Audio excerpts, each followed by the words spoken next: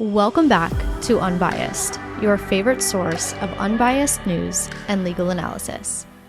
Welcome back to Unbiased. Today is Thursday, January 30th. Let's talk about some news. Unfortunately, we do have to start this episode on a sad note, but I promise we'll turn it around and finish things on a positive note by the end of the episode. Last night, a regional American Airlines flight collided mid-air with a Black Hawk helicopter just as the commercial flight was about to land at Reagan International Airport in Washington, D.C.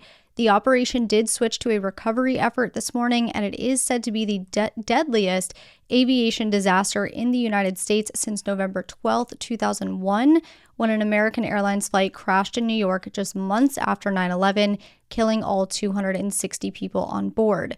The airplane involved here was a Bombardier CRJ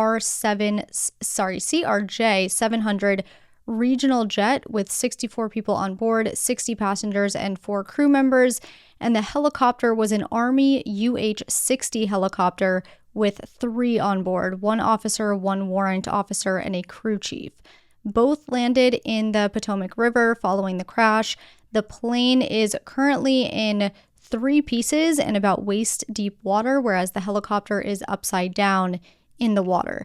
Defense Secretary Pete Hegseth has since said that the helicopter was on an annual proficiency training flight and that it was a fairly experienced crew that was doing an annual required night evaluation where they were wearing night vision goggles, and that it seems as if there was some sort of elevation issue that the DoD and Army are currently investigating.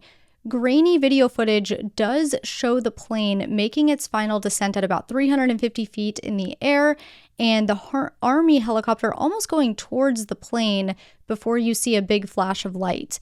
The first alert of the crash was made at 8:48 p.m. local time. Within hours, there were more than 300 first responders working at the scene. We have since also obtained some air traffic control recordings, and in those recordings, you can hear a couple of things.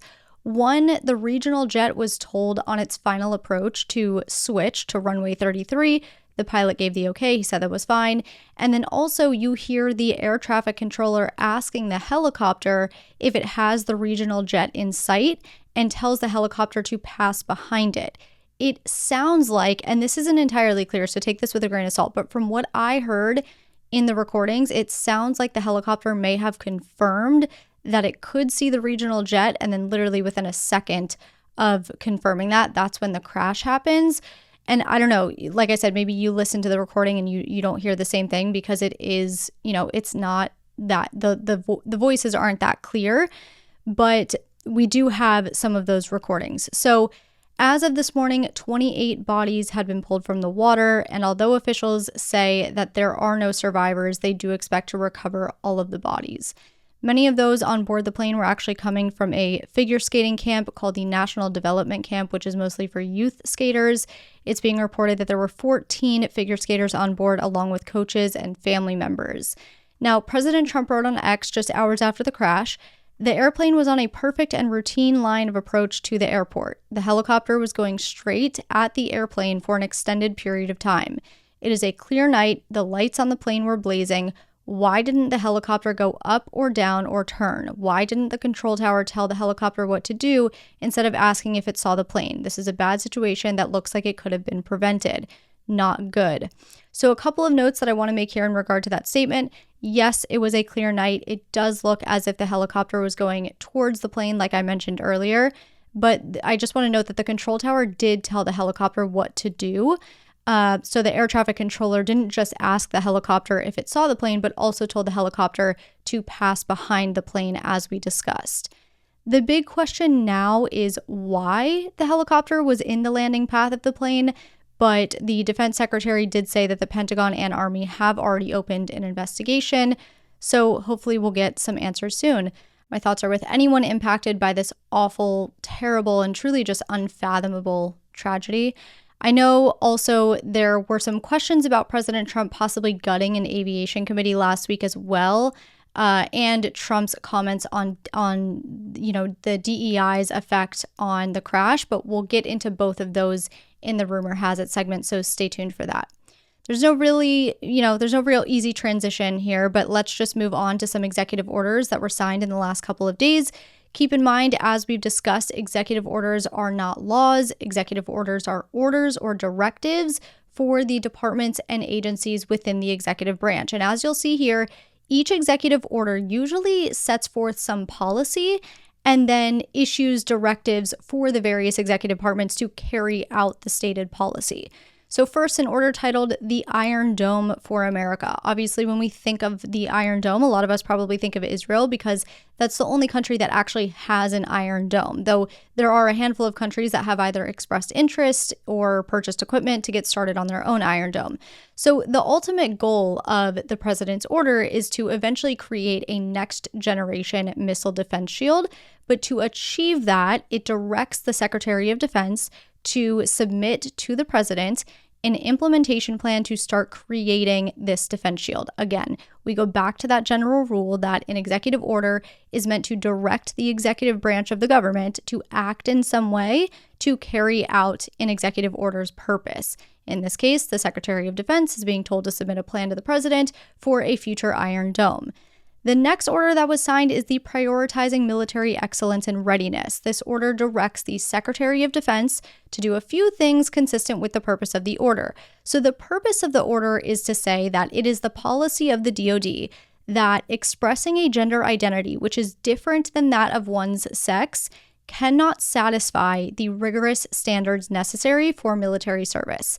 The order states that it is the policy of the United States government to establish high standards for troop readiness, lethality, cohesion, honesty, humility, uniformity, and integrity, and that this policy is inconsistent with the medical, surgical, and mental health constraints on individuals with gender dysphoria and inconsistent with shifting pronoun usage or use of pronouns that inaccurately reflect an individual's sex. So, consistent with that stated policy, the executive order tells the defense secretary to take certain actions like updating the DoD instructions for medical standards for military service to say that those that identify with a gender different from their sex cannot satisfy the medical standards required to serve in the military. That order also says that absent extraordinary operational necessity, the armed forces should not allow males to use or share sleeping, changing, or bathing facilities designated for females, and vice versa. The third executive order is titled Restoring America's Fighting Force. The purpose of this order is to set forth the policy that the DoD, the DHS, and every element of the armed forces should operate free from any preference based on race or sex. The order states that civilian and uniformed leadership have implemented DEI programs in recent years that undermine leadership, merit, and unit cohesion, therefore eroding lethality and force readiness.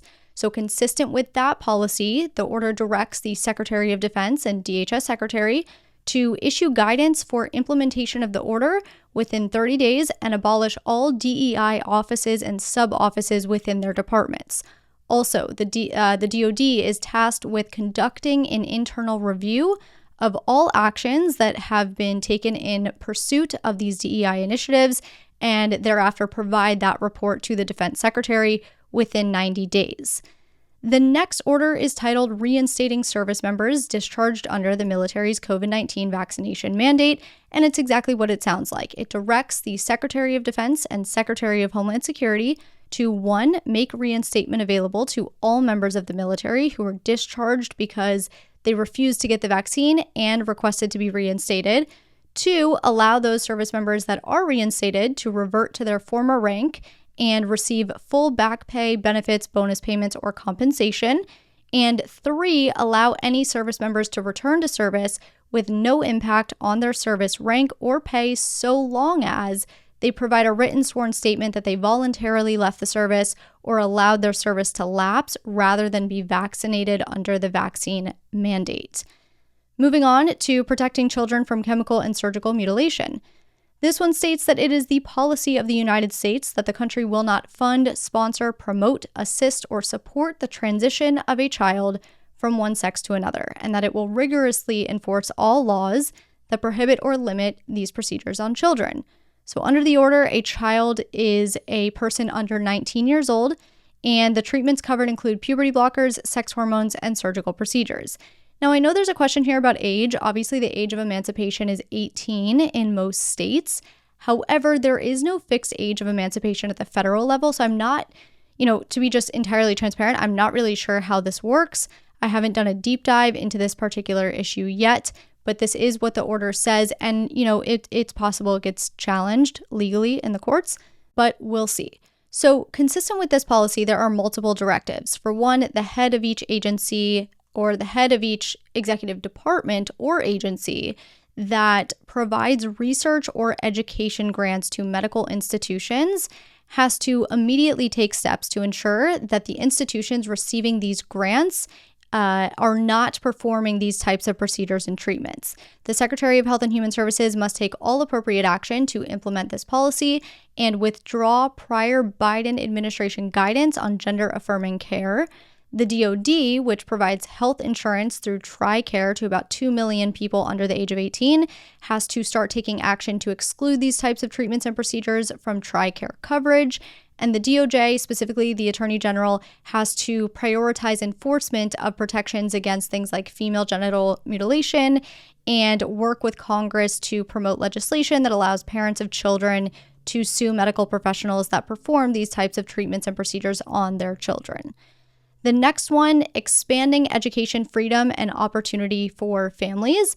This order directs the Education Secretary to issue guidance regarding how states can use federal funds to support K-12 educational choice initiatives and include education freedom as a priority in discretionary grant programs. So the president says in this order that when parents rather than the government gets to choose the best educational setting for their children, not only does student achievement improve, but it also causes nearby public schools to improve their performance. So consistent with that, the order directs the Secretary of Health and Human Services to issue guidance as to whether and how states that receive federal block grants for families and children from the HHS can use those grants to expand educational choice. The Secretary of Defense is instructed to review any available mechanisms under which military families can use funds from the DoD to attend schools of their choice, and the Secretary of the Interior is to review any available mechanisms under which families of students eligible to attend Bureau of Indian Education schools may use federal funding for education options of their choice. So this one is all about school choice and instructing various heads of departments to see how they can help achieve that goal through government funding from their respective departments. The next one is ending racial indoctrination in K-12 schooling. This one basically says that schools that receive federal funding cannot discuss what the administration calls radical anti-American ideologies. The order says, in many cases, innocent children are compelled to adopt identities as either victims or oppressors solely based on their skin color and other immutable characteristics. In other instances, young men and women are made to question whether they were born in the wrong body and whether to view their parents and their reality as enemies to be blamed. Imprinting anti-American, subversive, harmful, and false ideologies on our nation's children not only violates longstanding anti-discrimination civil rights laws, but in many cases usurps basic parental authority. So, if schools choose to talk about things like, one race, color, sex, or national origin being morally or inherently superior to members of another race, color, sex, or national origin, or if they talk about, by virtue of the individual's race, color, sex, or national origin, they are inherently racist, sexist, or oppressive, whether consciously or unconsciously, talking about these things risks federal funding per this order. So to carry this policy out, the order specifically directs the Education Secretary, the Defense Secretary, and the Health and Human Services Secretary in consultation with the Attorney General to come up with recommendations and a plan for carrying out this policy in K-12 schools. Now, this order also directs the Education Secretary to reestablish the 1776 Commission, which Trump established in his first administration, but it was then revoked by the Biden administration. So the 1776 Commission is composed of maximum 20 members who are appointed by the president for 2-year terms and are in charge of promoting patriotic education. If you're wondering what patriotic education is, that's what I'm here for. So per the order, patriotic education is education that presents the history of America grounded in accurate, honest, unifying, inspiring, and ennobling characterization of America's founding and foundational principles. It's also a clear examination of how the United States has admirably grown closer to its noble principles throughout its history, the concept that commitment to America's aspirations is beneficial and justified, and the concept that celebration of America's greatness and history is proper. So the 1776 Commission, once reestablished by the Education Secretary, will ensure that federally funded schools are educated based on these specific principles. Okay, let's take our first break here so we can hear from the sponsors that keep the show up and running. And when we come back, we'll touch on 2 more executive orders, the funding freeze that everyone's talking about, and much, much more. All right, welcome back. Let's touch on another executive order titled Expanding Migrant Operations Center at Naval Station Guantanamo Bay to Full Capacity. This is one that many of you had questions about. So this order specifically directs the Defense Secretary and Homeland Security Secretary to take all necessary actions to expand what's called the Migrant Operations Center at Guantanamo Bay in order to provide additional detention space for, quote, high-priority criminal aliens unlawfully present in the United States. Now, a little bit about Guantanamo Bay. So the United States has had a naval base in Guantanamo Bay, which is on Cuba's coast, since 1903, but it wasn't until 2002 that the Guantanamo Bay military prison, as we know it today, opened. That was, of course, not long after 9/11, and it was a place where the U.S. could keep prisoners of war during the War on Terror. Before the opening of the military prison, though, back in the 90s, the naval base was used to hold refugees who had fled Haiti by boat and were intercepted in the ocean. And at its population peak in the 90s, it held some 12,000 migrants. This was during the Clinton administration. A couple of years later, a judge ruled the camp was unconstitutional, and many of the Haitian migrants left. That ruling was ultimately overturned, but still, the last Haitian migrants left at the end of 1995. So there's no migrants currently there. What we know Guantanamo Bay as today is really a naval base and then also a military prison. But keep in mind, where those Haitian migrants were held in the 90s is not the same as the military prison that we know today. The military prison was built in 2002, currently holds 15 people. So the goal of Trump's order is to expand the portion of the Guantanamo Bay naval base that previously housed the Haitian migrants and has a much bigger capacity than the military prison. The president noted his rationale behind the order, which is that he does not trust the home countries of these criminals to keep them in their country, so he'd rather see them go to Guantanamo Bay, where it's very difficult to escape. Now, as we've talked about before, ICE does not have many beds available in their detention centers that do currently exist. So the administration is currently trying to find more space, including building more detention centers throughout the United States, but also this attempt to expand operations at Guantanamo Bay. And then finally, the last order of the day, an order called Additional Measures to Combat Anti-Semitism. The policy set forth in this order is to combat anti-Semitism vigorously, using all available legal tools to prosecute, remove, or otherwise hold accountable the perpetrators of unlawful anti-Semitic harassment and violence. To carry out that policy, the order directs the heads of each executive department to submit a report to the president detailing all civil and criminal authorities or actions within the jurisdiction of each department that can be used to combat anti-Semitism. And in addition to that, specifically the Secretary of State, Secretary of Education, and Secretary of Homeland Security must also include in their reports recommendations for informing colleges and universities about the grounds for security-related inadmissibility in the United States so that those schools can monitor and report relevant security concerns by alien students and staff.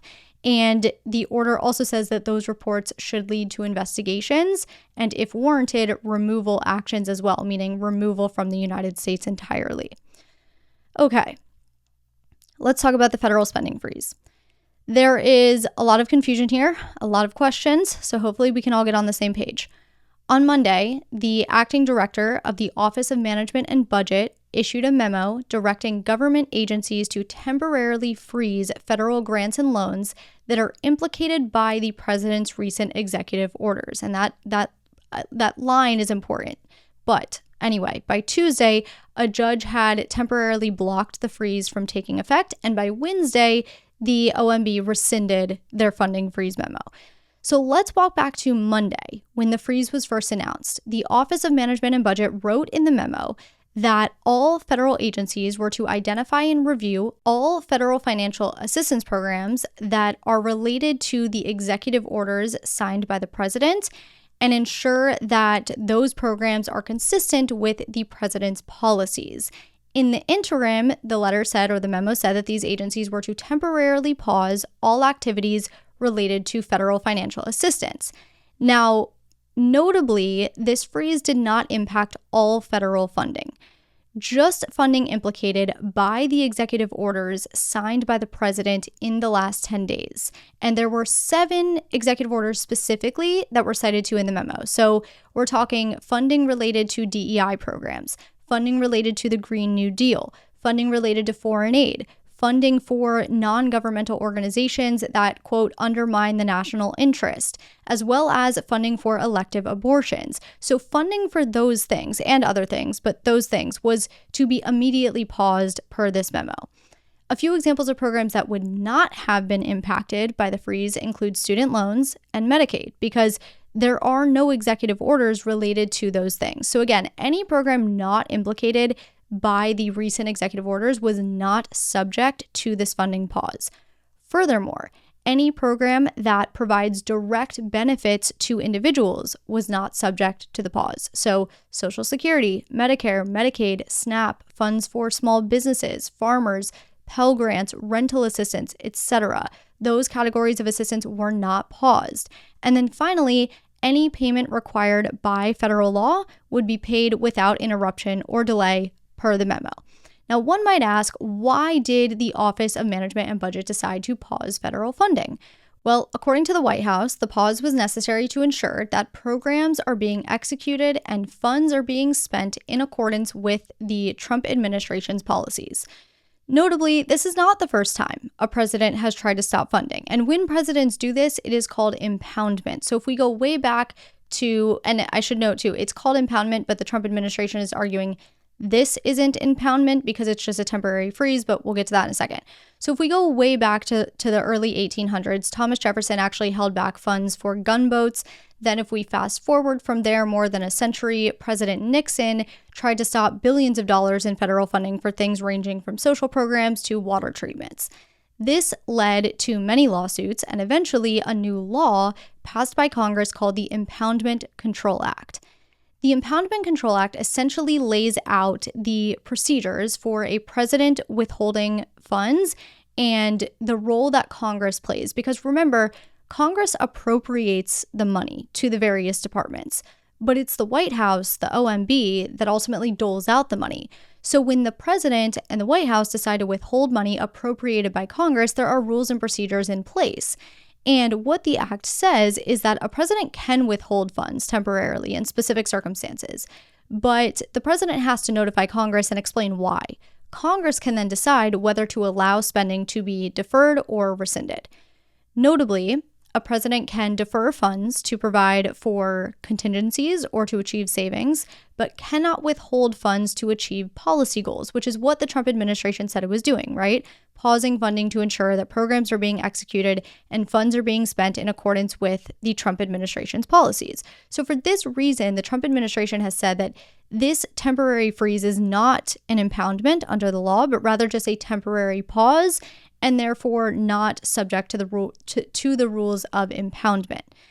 Aside from the impoundment issue, though, 2 lawsuits were filed against the Trump administration very shortly after the freeze was announced. And the groups that filed the lawsuits argue that the pause would clearly be unconstitutional because it's Congress that has spending power, not the president, and that the freeze would break federal contracting law. So the next day, on Tuesday, the judge went ahead and issued an emergency block on the freeze until next week when more legal proceedings could play out. However, the day after the judge's order on Wednesday, the Office of Management and Budget rescinded its original memo, which meant that federal agencies no longer had to temporarily pause all funding implicated by recent executive orders. But we then got thrown for another loop because the press secretary said that the OMB's rescission is not a rescission of the federal funding freeze, and that it's simply a rescission of the OMB memo. She said the president's executive orders on federal funding remain in full force and effect and will be rigorously implemented. So here's the thing. I believe what the press secretary is meaning to say is that in particular recent executive orders, the president has explicitly prohibited certain funding, and those prohibitions are still in effect despite the rescission of the OMB's memo, right? Because the OMB can't write a memo that revokes executive orders. That's just not how it works. So as an example, the executive order titled Unleashing American Energy, which is meant to advance energy exploration and production on federal lands and waters. That order states specifically that no federal funding shall be employed in a manner that is contrary to the energy exploration policy set forth in the order, and that all agencies shall immediately pause the disbursement of funds appropriated through the Inflation Reduction Act of 2022 or the Infrastructure Investment and Jobs Act, including but not limited to funds for electric vehicle charging stations. Another example is the executive order titled Protecting the American People Against Invasion. That executive order tasks the Attorney General and Secretary of Homeland Security to do what they have to do to make sure sanctuary jurisdictions in the U.S. that are evading law enforcement don't receive federal funds. So those specific federal funding provisions are still in effect because they were explicitly set forth in specific executive orders.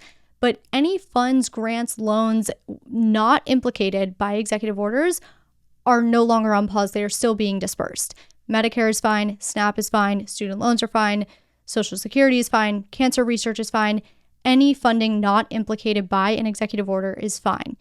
Again, I just want to be very clear. It's just those funds specifically referenced in Trump's various executive orders that remain on pause.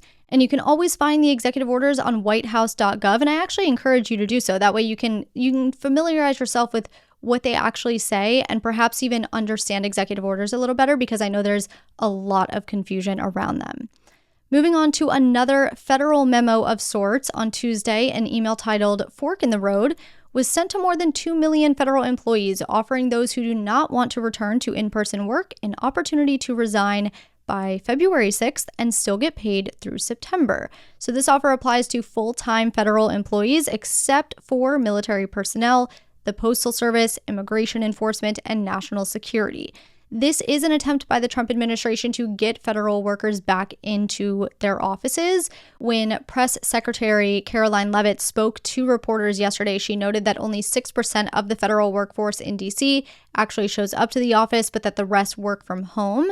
And the administration is reportedly expecting 5 to 10% of federal employees to accept the offer, which could be hundreds of thousands of people. So again, federal workers have until February 6th to accept the offer, and those who accept the offer will continue to receive their salary and all benefits until September and will be exempted from all applicable in-person work requirements that are expected to take effect in the coming months. So to accept that deferred resignation offer, employees are being instructed to send an email to hr@opm.gov from their government email account, type the word resign in the subject line, and hit send. And that's it. Okay, let's talk about some stateside news out of Oklahoma that is also in line with all of the immigration enforcement we've been discussing lately. Earlier this week, Oklahoma's education leaders approved a plan that would ask public schools to request proof of citizenship or immigration status from families upon school enrollment. The new rule would require districts to track and report the number of students whose families have not provided proof of citizenship or legal status, but also states that nothing in the rule should be construed to prohibit or inhibit any child from receiving the education they are entitled to under not only the United States Constitution, but also the Oklahoma Constitution, as well as state and federal law. The rule states no data outlined in this section shall be used to record an individual student's citizenship status or legal immigration status. To be clear, under federal law, children do have access to public education regardless of their citizenship status in the United States. And in 1982, the Supreme Court ruled in a case called Plyer versus Doe that states can't deny students a public education on account of their immigration status. So it begs the question, why the need for the rule? Well, the rule states that its purpose is to have the correct information to access statewide and local education needs, those needs being things like ESL teachers, transportation needs, tutoring programs, etc. However, people are conflicted as to the rule's real purpose. Ryan Walters, the superintendent of public instruction, said the rule around illegal immigration accounting is simply that. It is to account for how many students of illegal immigrants are in our schools. A statement from the National Immigration Law Center, though, said all children have a constitutional right to equal access to education regardless of their citizenship or immigration status. Requiring school districts to collect information about immigration status illegally chills access to this opportunity, interfering with their ability to focus on their core mission, which is to educate children and give all students the ability to grow, thrive, and participate fully in our democracy. So we'll see what happens with that rule because it does still need to be approved by the legislature and signed by the governor to take effect. Time for our second and final break of the day, and I will be right back. Let's talk now about President Trump's proposal to eliminate income tax. So during a press conference on Monday and at a speaking engagement the week before, the president said that instead of taxing American citizens to enrich foreign nations, we should be tariffing and taxing foreign nations to enrich our citizens. He also stated it was time for the U.S. to return to the system that made us richer and more powerful than ever before, relatively speaking, and he referenced the time period between 1870 and 1913, which was pre-income tax and when the United States collected revenue from tariffs. A little bit of background here, the first federal income tax was passed in 1913 as part of the 16th Amendment. The 16th Amendment gave Congress the authority to levy taxes on both corporate and individual income. But prior to 1913, the U.S. made its money from imposing tariffs on other countries. Now, tariffs are somewhat of a controversial topic. Each side has their arguments. So to illustrate this, take Erica Yoke, the Tax Foundation vice president, who said that tariffs are taxes on U.S. importers that shrink both the U.S. economy and U.S. incomes. She said higher tariffs will create a drag on the U.S. economy and will threaten to offset the benefits of tax cuts elsewhere, and that they should not be relied upon as a major source of tax revenue. On the other side, take Slatestone Wealth Chief Market Strategist Kenny Polcari, who said the whole idea about eliminating income tax or redefining it and coming in with a 10% tariff tax and giving an income tax break to Americans encourages them to work more and encourages them to spend more. So then you end up having a stronger and better economy, and the market likes that. In practice, tariffs work like this. So let's say the United States imposes a 10% tariff on all Chinese goods. When a U.S. business decides to import Chinese goods, the U.S. business importing that good pays the 10% tariff to the U.S. Treasury to be able to import the good. Now, no business wants to have to pay a tariff if they don't have to, so they're either going to look elsewhere for the same good and try to find it for cheaper, right? Or they're going to raise their prices to cover the cost of the tariff. And obviously that cost falls on the consumer. So while Americans will have more disposable income without income tax, they may end up spending more money due to higher costs. But then again, more money into the economy could be an economic stimulant. So look, the tariff conversation is a whole podcast episode in and of itself, honestly. And I'm not really going to get too into the weeds here because we would be here all day. The point of this story is just to say that Trump has proposed eliminating income taxes in exchange for tariffs on foreign countries, and here's why. I should also note that to do this, he would need congressional approval. And you know what? I usually do the critical thinking segment at the end of Thursday's episode, but since we still have to get to quick hitters, rumor has it, and good news, let's just throw the critical thinking segment in here because it's related to the story. So keeping in mind the facts, which are that on one hand, doing away with income tax would allow workers in the U.S. to keep more of their paychecks, right? And that would in turn promote more individual spending and savings, which would also likely encourage growth and development of the economy. But then on the other hand, you have the fact that imposing and increasing tariffs often results in higher prices on the consumer. So for this segment, I want you to put yourself in the shoes of a business owner in the United States. Maybe you are a business owner in real life, but regardless, pretend you own a coffee shop for a second. Let's say you source your beans internationally and tariffs are going to be imposed on the country where you source your beans. Putting yourself in those shoes, what kind of thoughts do you have about this no income tax but increased tariffs proposal? How could this change affect not only your customers and your business, but also, well, I guess this is related to your business, but also your inventory costs? And does thinking about it from this perspective as a business owner challenge or reinforce your initial bias on the topic, and why or why not?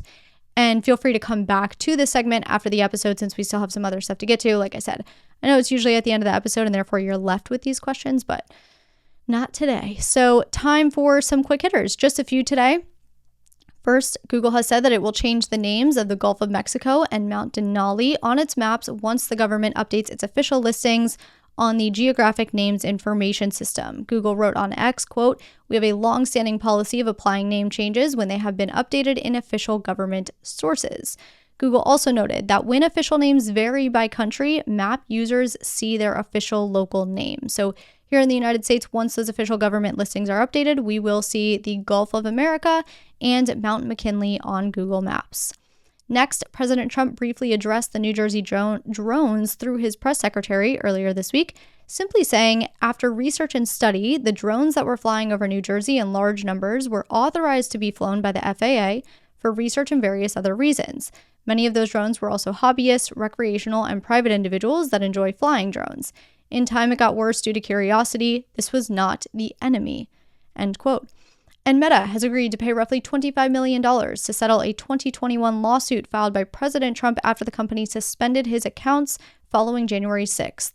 Of that $25 million, $22 million will go towards a fund for Trump's presidential library, with the rest going to legal fees and other plaintiffs who were signed on to the case. Notably, Meta does not have to admit wrongdoing per the terms of the settlement. Now, it is time for Rumor Has It, my weekly segment where I either confirm, dispel, or add context to recent rumors submitted by all of you on Instagram. Rumor has it that the government budgeted $50 million for condoms in Gaza. Okay, so this one stems from a comment made by the press secretary that DOJ had identified millions of dollars in wasteful spending, which included $50 million for condoms in Gaza. That was all that was said. There was no elaboration. Then on Wednesday, the president said that his administration had identified and stopped $50 million from being sent to Gaza to buy condoms for Hamas. To be clear, no one has confirmed whether this statement is fact or fiction, and we weren't really provided with any other evidence, but what we do know is this. One, according to the HHS, the Health and Human Services, $84 million was sent to 2 provinces in Mozambique, one which happens to be called Gaza, but it's not the Gaza in Palestine. Gaza, Mozambique is near South Africa, about 3,700 miles south of Gaza, Palestine. We also know from the International Medical Corps that it received roughly $68 million from the United States to provide medical care in Gaza, in Palestine, but that none of that was used to procure or distribute condoms.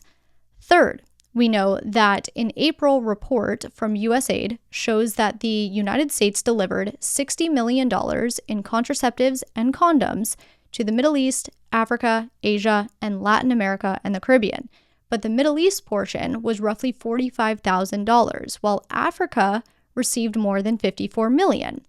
And that same report said that the $45,000 was made entirely to the country of Jordan and included oral contraceptives and injectable contraceptives, but not condoms. So what makes the most sense as of now, if we're looking at the evidence, right?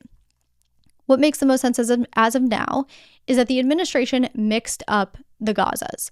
So if Africa got $54 million in contraceptives and condoms in fiscal year 2023 from USAID, and Mozambique, which is located in Africa and just so happens to have a province called Gaza, which was one of the 2 Mozambique provinces that received aid from USAID, it's possible that is the Gaza the administration is referring to, right?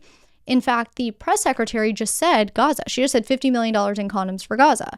It was the president who later mentioned Hamas. So just keep all this in mind. Like I said, that's the theory that makes the most sense as of now. We don't have any definitive evidence. We haven't seen, we really haven't seen much. So hopefully that adds a little bit of color to the situation. Rumor has it that Congress is trying to implement a federal ban on abortion. This rumor stems from a House bill that was proposed last week called H.R. 722. The bill was introduced by Republican Representative Eric Burleson on January 24th. It's titled, "To Implement Equal Protection under the 14th Article of Amendment to the Constitution for the Right to Life of Each Born and Preborn Human Person." Notably, I can't tell you anything more than that because the text of the bill is not available on congress.gov. Congress's website reads, as of 1/30/2025, text has not been received for H.R. 722. Bills are generally sent to the Library of Congress from GPO, the Government Publishing Office, a day or two after they are introduced on the floor of the House or Senate. Delays can occur when there are a large number of bills to prepare or when a very large bill has been printed. So that's what we know as of now, and I will update you once we can access the text. However, just note that at this time, the bill has not yet been presented to the House floor for a vote. It's still with the Judiciary Committee, which is the first step in the legislative process. Rumor has it that Trump eliminated an FAA committee just a week ago and blamed the American Airlines crash on DEI programs. Okay, so what Trump did on day one in office was put an immediate stop on DEI hiring programs and instructed the FAA to return to, quote, non-discriminatory merit-based hiring, end quote. The executive order also required the FAA administrator to review past performance and performance standards of all FAA employees in critical safety positions and make clear that any individual who fails to demonstrate adequate capability is replaced by someone who essentially can do the job better. So that's what his order said. Any committee within the FAA that was disposed of was, strictly a DEI committee per this order. But along those same lines, and this speaks to part two of the rumor, today, when the president was speaking about the crash, he claimed that DEI hires may have led to this catastrophe. He said that the Biden administration prioritized policy in referencing DEI, whereas he prioritizes safety. And in saying that, the president cited to a couple of news headlines which discussed the FAA's DEI hiring policies. One of those headlines was a New York Post headline that read, FAA's diversity push includes focus on hiring people with severe intellectual and psychiatric disabilities. Now, when you actually read this article, it cites to the FAA's website, which read, as of January 14th, 2024, and actually, this New York Post article didn't include the exact verbatim text. It included a short excerpt of the text, but when you actually look at the archived FAA's webpage, that's where you see what the FAA's website really said. So here's what the FAA's website really said. It said, individuals with targeted or severe disabilities are the most underrepresented segment of the federal workforce. The People with Disabilities Program, PWD, ensures that people with disabilities have equal federal employment opportunities. The FAA actively recruits, hires, promotes, retains, develops, and advances people with disabilities. Targeted disabilities are those disabilities that the federal government, as a matter of policy, has identified for special emphasis in recruitment and hiring. They include hearing, vision, missing extremities, partial paralysis, complete paralysis, epilepsy, severe intellectual disability, psychiatric disability, and dwarfism, end quote. Now, what's important here is that the text on the FAA's website is real, but it has been around since 2013, which meant that it existed during Trump's first administration, as well as, back to Obama's administration, and as well as Biden's administration. So to bring this full circle and, try at least attempt to confirm or dispel this rumor, yes, Trump cited to the FAA's DEI hiring policies, which he did away with last week, as a potential contributing cause to this week's crash. One more thing worth mentioning here is that the FAA was without an administrator when the crash took place. So the former FAA administrator resigned on Trump's inauguration day, and Trump had not yet appointed a new FAA administrator until today, the day after the crash. So Trump appointed Christopher Rocheleau, who is currently serving as deputy administrator. He has worked at the FAA for 22 years, and he will be subject to Senate confirmation before he can assume the role. Finally, I promised you that we would end this episode on a positive note, so let's do it. This story is provided by the Good News Network. So the headline says, new base editing gene therapy has cured its first patient, a man diagnosed with sickle cell when he was a toddler. Brandon Baptiste has had sickle cell crises since he was a toddler. The disease left him missing school, repeatedly hospitalized, having to get a hip replacement, and even threatened his life when his blood cells, through forming sickle shapes, had trouble reaching his heart. Now 20 years old, Brandon was a lucky recipient of a precise gene editing protocol called base editing, which uses enzymes to modify single amino acids at the most foundational unit of the DNA, called a base. So how doctors describe base editing is as a spell check. So there are 4 bases, A, C, G, and T, and this new base editing treatment can chemically transform one base into another. So it can change C to T or A to G, and these small changes can actually correct a point mutation, silence a disease-causing gene, or help activate a specific gene. In this case, it was correcting for a mutation in the hemoglobin that is part of an old human adaptation to protecting the body from the malaria parasite, and which has the occasional side effect of causing red blood cells to change into sickle shapes and get caught in the bloodstream. This can lead to organ dysfunction, which can affect your kidneys, lungs, joints, and eyes. And Brandon was already acquiring many of these complications. So in October 2023, after a year of tests to ensure that he was physically capable of handling the procedure, he became eligible for an experimental trial of base editing.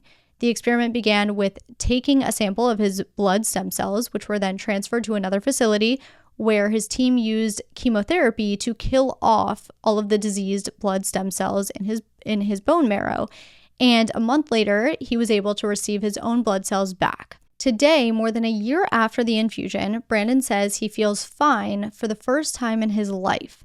While he will be monitored by Boston Children's Gene Therapy Program for the next 15 years, Brandon says he's already off all of his medication and can now exercise every day, something that he was not able to do before because of his severe joint pain. He currently is working as a TSA agent, and he has plans to apply to college for civil engineering.